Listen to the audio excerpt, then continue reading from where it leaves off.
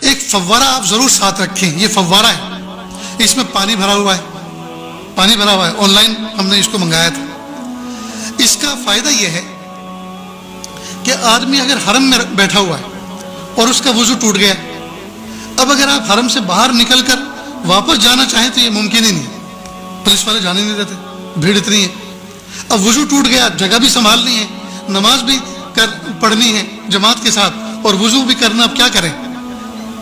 تو آپ ایسا اپنے ہینڈ پرس کے اندر ساتھ میں ہر وقت پانی بھر کے رکھیں اور اس سے آپ وضو کر لیں. اس سے وضو کرنے کا طریقہ بہت آسان ہے.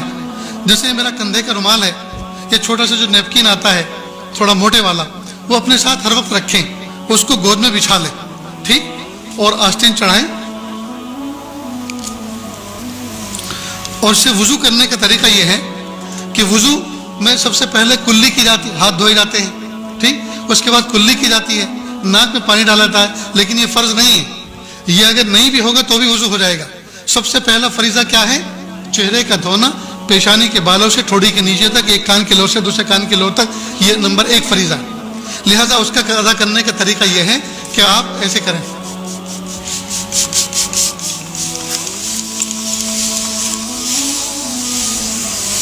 دیکھو میرا منہ بھیگ گیا نا, اس کو میں نے مل لیا. اور شریعت کا فقہ کا اصول یہ ہے, جس عضو کو دھونا ہے اگر اس میں سے 1-2 قطرہ پانی ٹپک گیا تو وہ دھلا ہوا سمجھا جائے گا. یہ تو قطرات تو ٹپک گئے تو چہرہ دھل گیا. اب ہاتھ دھونا ہے جی. دوسرا فریضہ انگلیوں سے لے کر کوہنی تک, کوہنی سمیت اپنا پورا ہاتھ دھونا, دونوں ہاتھ دھونا. تو اس کا طریقہ یہ ہے کہ آپ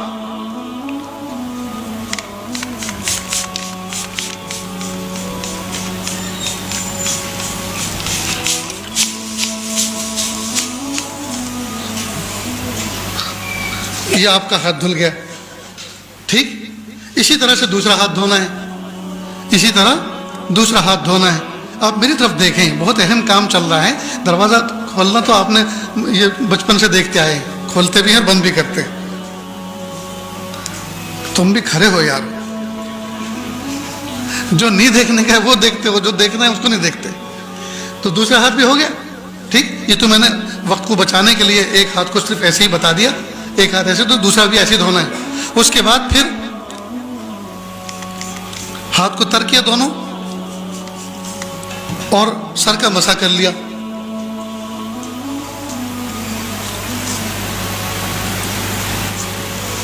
ہو گیا مسح. اسی طرح دونوں پیر کو دونوں. اب نہ دریا بہا, نہ نالی چلی, نہ جو ہے کسی کو کراہت ہوئی, آسانی کے ساتھ بیٹھے بٹھائے اپنی جگہ پہ حرم میں آپ نے وضو کر لیا. ایسا ہی آپ جہاز میں کر سکتے ہیں, ایسا ہی آپ بس میں کر سکتے ہیں, ایسا ہی آپ ٹرین میں کر سکتے ہیں, اور ایسا ہی آپ ہر مجمع میں کر سکتے ہیں, اور آپ باوضو رہیں گے. سمجھ گئے دوستوں؟ تو آپ اس طرح کا پرچیز کر لیں, اپنے ساتھ بھی رکھیں, ماں بہنیں جو حج میں ساتھ میں جا رہی ہیں ان کا الگ رکھیں. سمجھ گئے؟ ان کا الگ رکھیں. انشاءاللہ ان کو کبھی بھی تکلیف نہیں ہوگی.